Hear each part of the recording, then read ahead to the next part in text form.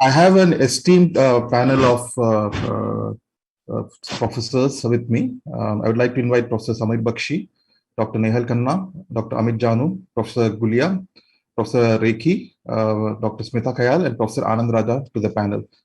Are all the panelists here? The topic given for discussion today is challenges associated with sarcoma in real world. When the going gets tough, the tough gets going. And sarcomas are rare diseases, and each case is unique and difficult. I'm not going to have a case-based discussion, but I'm going to have common controversies which we face in our day-to-day life. And it takes a village to teach sarcoma. You need a MDT, and this is going to be like an MDT you would have in your hospital. The first challenge is diagnosing sarcoma, and this is where the pathologist and the surgeons come in. And I would like to invite the pathologist here to tell us about how is the diagnosis of sarcoma established? Is just a histopathology enough? What are the concordance rates between the pathologists? Do we need to do molecular testing in all cases? Does histology influence the outcome? And do we really need to know the histological subtype in a core biopsy, or can it be done in the operative specimen? So there are a lot of questions, and I'd request the pathologist to take up these questions.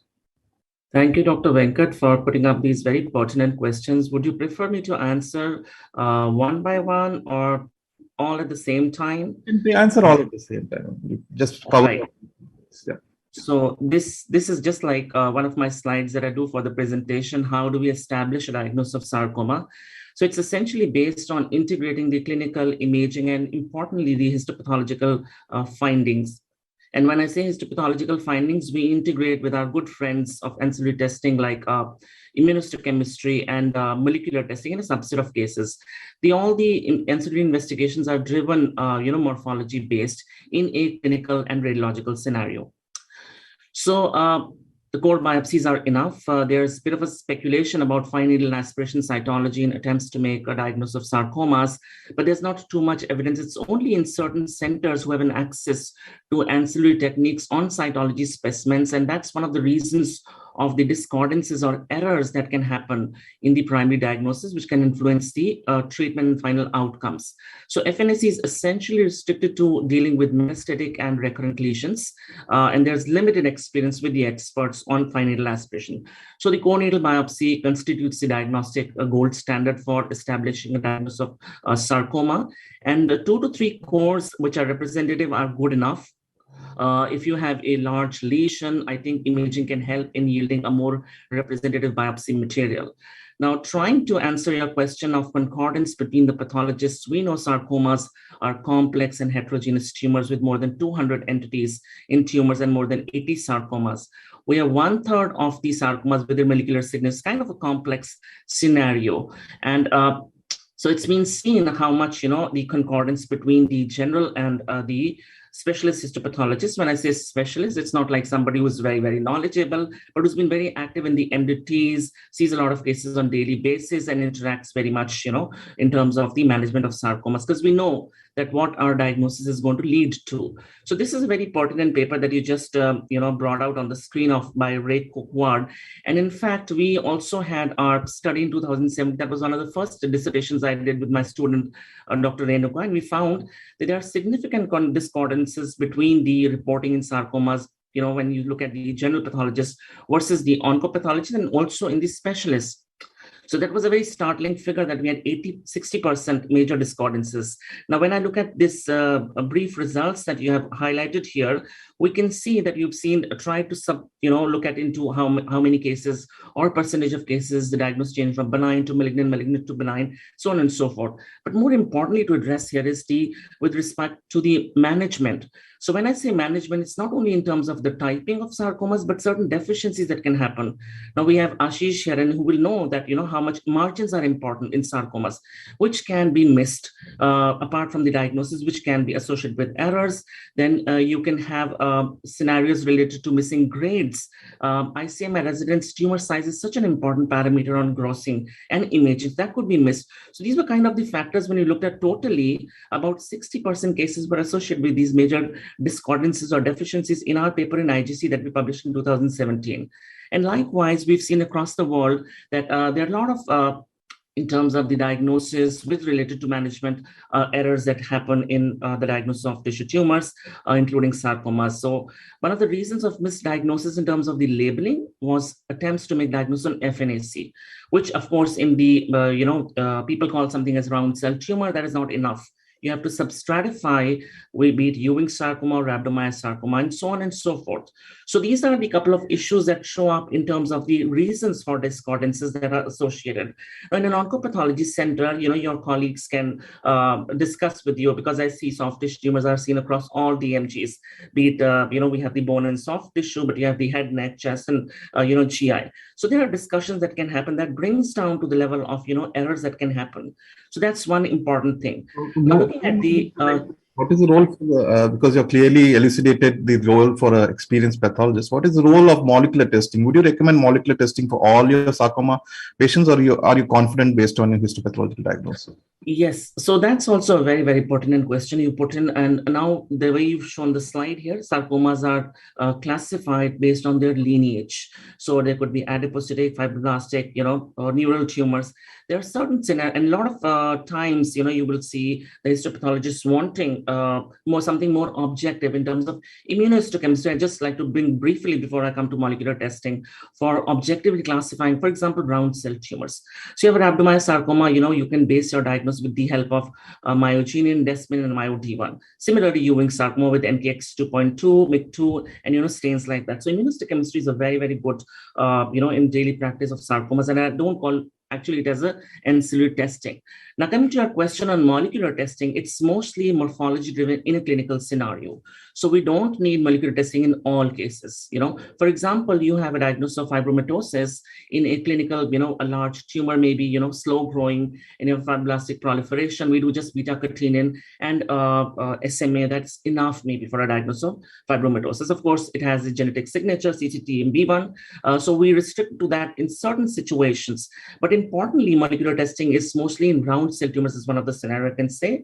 Like, for example, Ewing sarcoma, you need to be objective to confirm this diagnosis with molecular in certain settings. Of course, now in the recent WHO classification, that is not the essential criteria I would like to mention here. So you can make a diagnosis of Ewing sarcoma with MYC2 round cell morphology in a clinical radiological setting with these markers. But if you see or suspect or Ewing sarcoma in unusual site like genital sites or older patients, because this is a pediatric patient, you need to go more further towards molecular testing to subject that case. Apart from diagnosis, you can have prognostic implications of molecular testing, for example, in rhabdomyosarcomas, because PAX3FK-HR-driven ARMS are more aggressive, and your therapies could slightly vary in terms of its prognosis in alveolar rhabdomyosarcomas. Similarly, you have certain genetic entities now described with their predictive, effect. For example, the NTRK positive tumors, that is an emerging entity. So you need to be sure with the demonstration of the NTRK gene rearrangement or fusion. But you have certain markers which are good surrogates to molecular testing also. So you have an NTRK antibody that you can use to triage.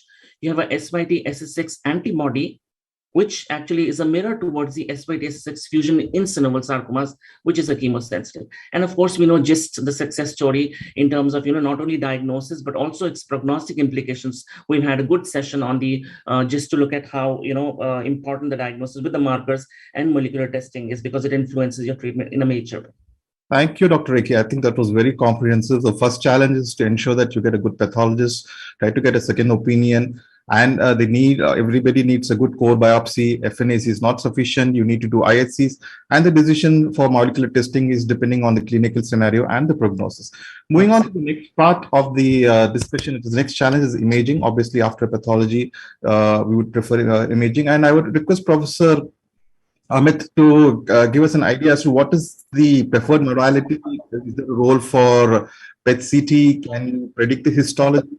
And very commonly, we see that there is a probability that the bone is involved. How do you diagnose if a soft tissue sarcoma is actually involving a bone based on the imaging?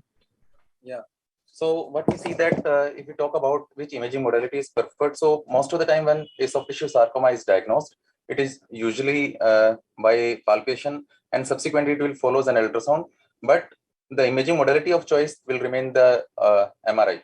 So MRI will give you a lot of information regarding the histology of the lesion also, like whether the lesion is going to be a fibrotic, it is going to be a myxoid, it is having a necrosis, or it is having a lipid component, or it is having some vascular channels which might be picked up into like alveolar soft part sarcoma. So if we talk about the imaging modality which is preferred, it is the MRI. So MRI give you a lot of information, one from the diagnostic point of view, second regarding where to take a sample. So whether the lesion is having a solid area, or it is having some necrosis, or it is having a cyst, or it is having a vessel. So second part is for our pathologist. So where we can able to give a good sample, and then they can classify in a good way.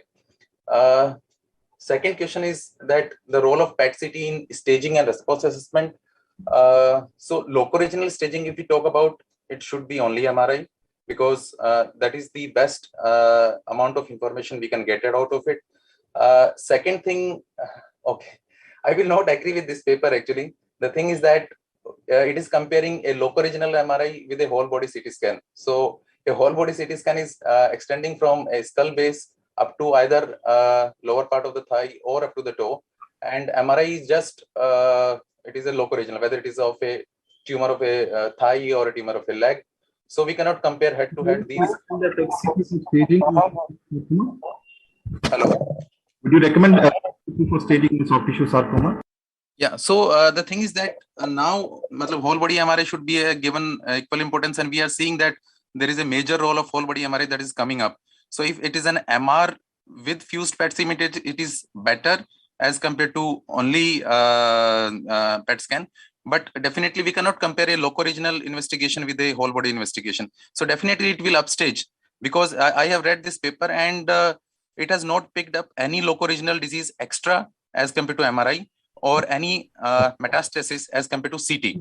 So it has picked up the metastases which are away from both these sites. So maybe it is in a gluteal region, or maybe it in some other part of the sarcoma. So if we want to rule out that, yes, we can do any whole body imaging, whether it is an whole body MR or it is an whole body PET CT. But we cannot compare a loco-regional MRI with a whole body PET CT. So that is my inference. Bone involvement in sarcoma, what would be the preferred imaging? Do you need a bone scan, or an MRI is enough, or a CT scan? Bone involvement, I would prefer MR, because it gives me an information regarding whether there is any marrow edema that is secondary to the abutment, or there is a focal enhancement into the cortex, or there is an direct marrow involvement because of the characterization, or whether there is any cortical erosion, so, or whether there is any transgression of the cortex. So these amount of information we can get it from MRI, and if there is a settled doubt, then we do a local plain CT scan without any contrast from that part to tell about the condition of the bone. Thank you, Professor Amit. So to just summarize, you say MRI is the best local imaging. There's no advantage of PET scan. If you can get a whole body MRI, that's fine. MRI is also good enough for diagnosing bone involvement. If in doubt, you can get a plain CT. Moving on to chemotherapy, Professor Bakshi sir and Dr. Smitha. What are your thoughts on whom would you give adjuvant chemotherapy? That's always controversial. Is there sufficient data for role of chemotherapy? What is your thoughts on histology-directed chemotherapy? I'll come to the osteosarcoma question later. Bakshi sir? Okay. So I'll answer the first two questions and have the last two for Smita. So which patients you will give adjuvant chemotherapy? And the answer for that is, if I were to say, is there a randomized question answered on that? The answer is we don't have a definite randomized way of telling that, yes, you give adjuvant therapy and you are better off. That's not the way it has been answered, and we don't have an answer for that. And the reason is because of the heterogeneity of sarcomas. So, sorry. Okay. I'm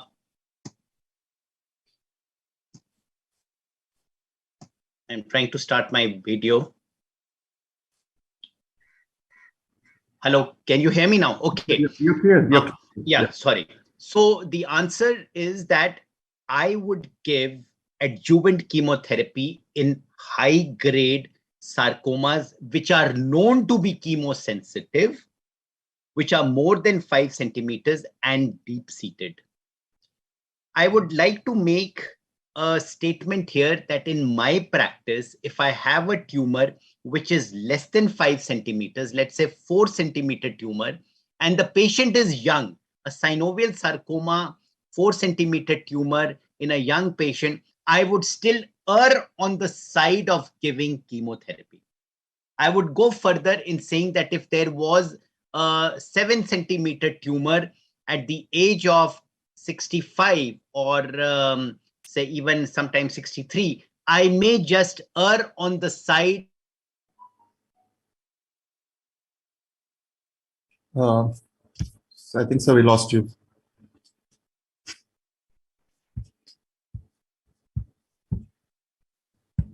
I think Venkat, you may continue. You can come back to Dr. Bakshi later. Okay. So, Dr. Smitha, what is your thoughts on the ARS T03 kind of classification? Do you think it's applicable in our clinical practice? Would you follow this? Because this is what Dr. Bakshi said, high-grade tumor, more than 5 centimeters, margin positivity, deep-seated. Dr. Smitha, are you there? I think, Smita, you are on mute. Yes. Yeah, okay. Yes, Dr. Venkat, I'm audible. So what do you think about the ARST flow sheet, of your chemotherapy, no chemotherapy, radiotherapy in osteosarcoma? Do you think it's clinically easier to follow and applicable to us?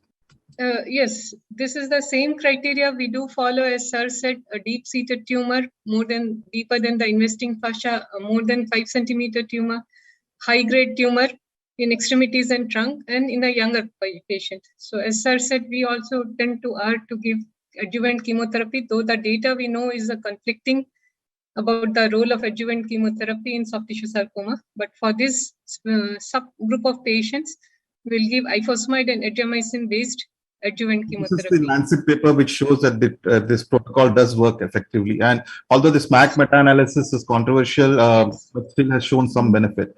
What is Dr. Bakshi back? Yes. Sir, are you back? Okay. What are your thoughts on, sir, what are your thoughts on histology-driven treatment in sarcoma? Because there's different sarcomas, there's like this cartoon shows that different sarcomas respond well to some agents and not well to other agents. Do you practice, use this in your practice? And what? If I look at this table that you have shown, I would still use doxorubicin as the backbone of my therapy, except angiosarcoma amongst the tumors here. So my first line, if I were to use, I would still prefer doxorubicin-based therapy, except angio, where I would not prefer doxorubicin-based standard therapy. So yes, and there's been a randomized trial by Gronchi et al., which did not show that the histology-driven treatment actually made an impact on outcome. Patients who got an IFOS with an anthracycline did as well as patients who were given a histology-based treatment. I would like to add here, Dr. Venkat, in uterine leiomyosarcoma, we can have a gemcitabine docetaxel as a first line. Okay, thank you, Dr. Smitha. Moving on to Dr. Nehal on the role of radiotherapy. Again, generally we say that whenever patients get chemotherapy, you would give radiotherapy. Would you agree with that? And what is your preference, to give it neoadjuvant or adjuvant or concurrent with chemotherapy? I'll take your first and the last question as per the slide together regarding the role of radiotherapy in sarcoma.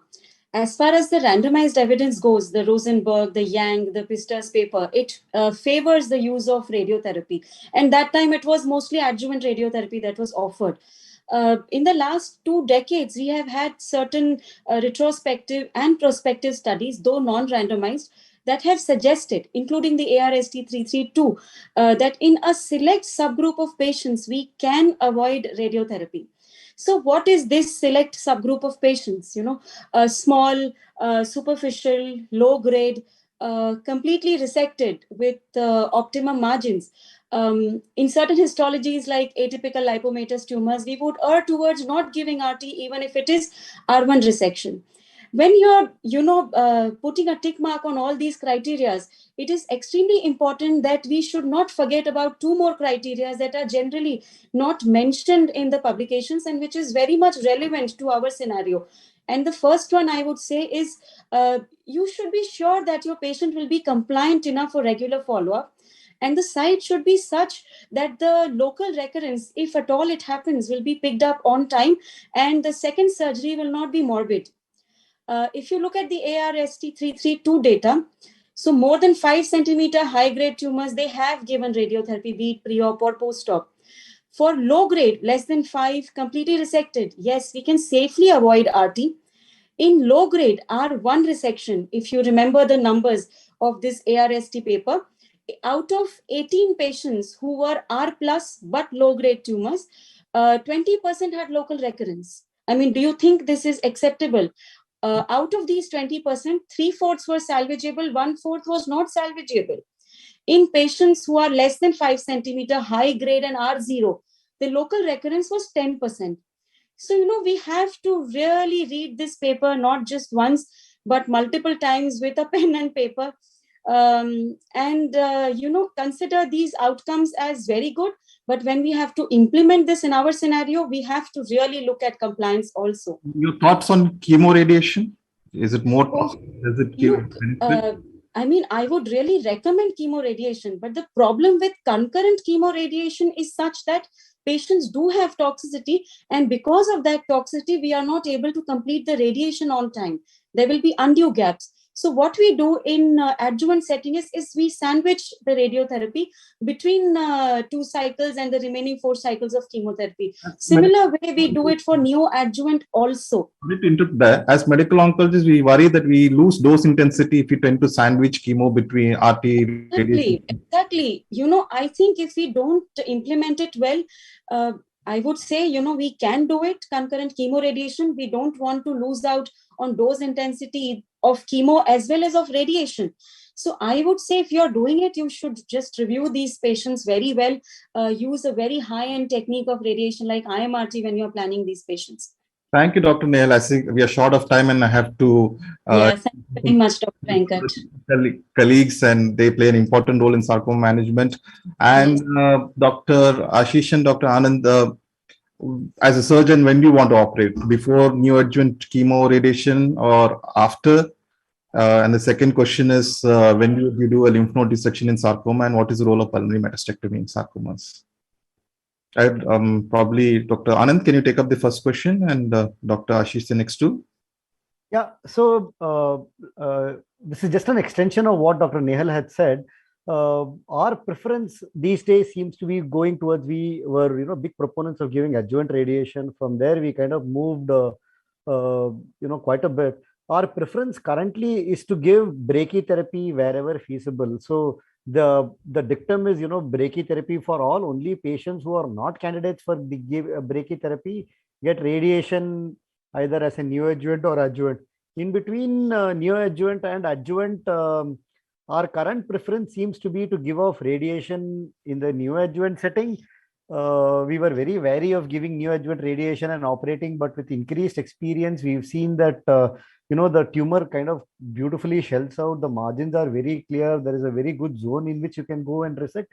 And this is all the more relevant for patients who have borderline resectable disease, where the tumor is touching on, is abutting onto one of those few structures, what we would call as plant positive margins. Now we know that the plant positive margins after neoadjuvant radiation and after surgery, where you're trying to compensate it by giving adjuvant radiation, both of them are different.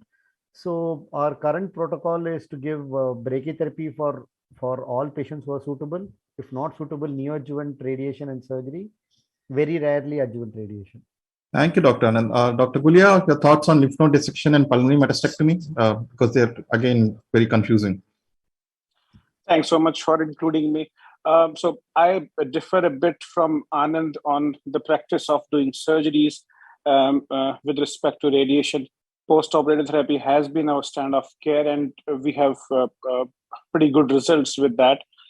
For me, the indications of doing concurrent CT-RT or NA-CT or NA-RT are pretty defined. And we have seen that in those defined group of patients where your margins are pretty close, as Anand mentioned, that the borderline resectable cases, it really works well.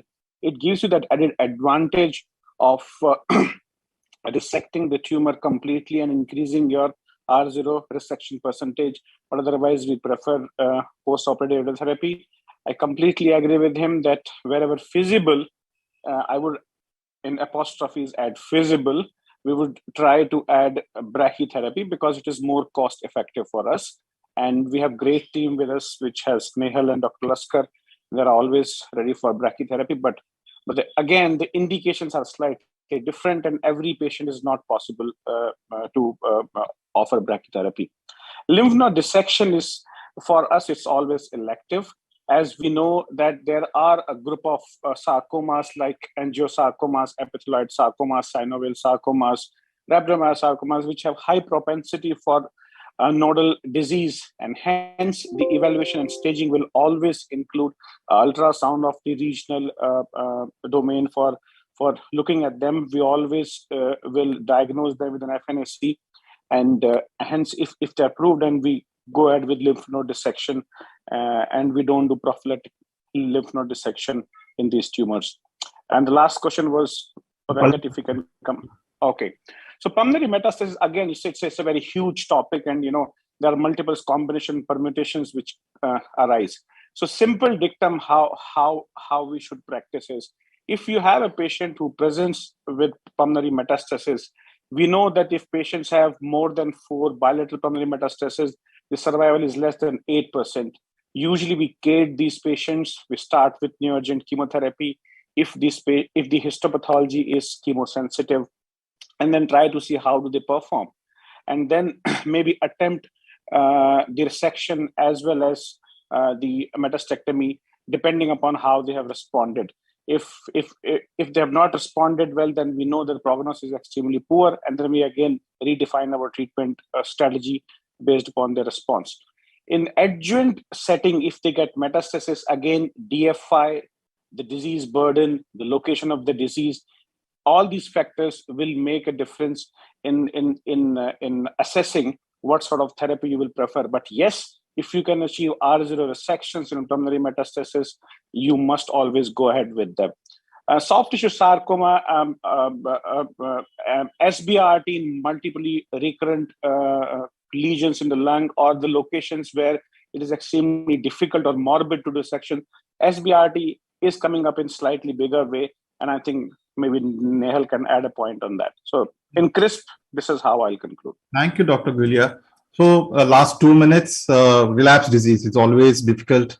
Surgeons' perspective on local relapse. Just one sentence, Anand and Dr. Gulia. Just to add to one line, what Dr. Ashi, I'm so sorry, I'm coughing. We usually use the Weissner's criteria, although it is for relapsed, for redo thoracotomies. But Weissner's criteria, 4 or more nodes, more than 2 size of nodes, and high-grade histology, 2 or more of these factors would predict a 10% outcome compared to a 60 to 70% outcome on both.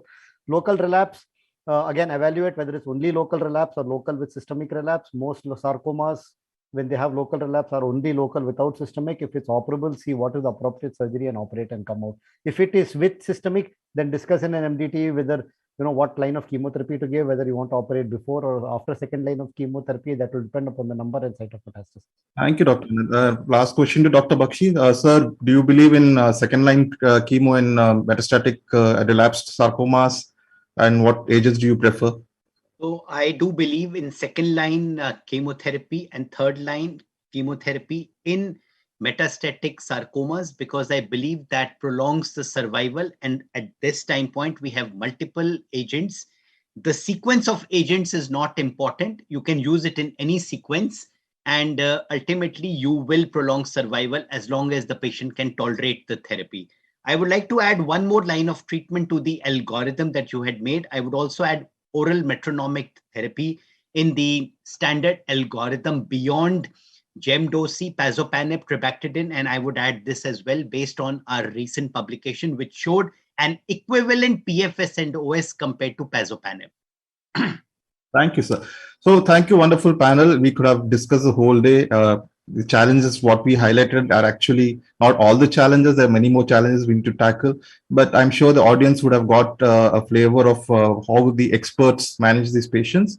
So thank you once again for this wonderful panel. Thank you, organizers, for the opportunity. Thank you, Dr. Venkat, and thanks, Jyoti, for inviting all of us. Thank you all. Thank you, Thank Dr. you, Venkat. Jyoti. Thank you all. Thank you, Thank you, Jyoti. Venkat. Thank you all. Thank you. Thanks for the invitation. Regards. Thanks. Best wishes. Thank you very much. Indeed, it is great, and as you know, that sarcoma is very close to my heart as well as all of yours. So it was an intense discussion, and I hope we will continue in future to have more and more such.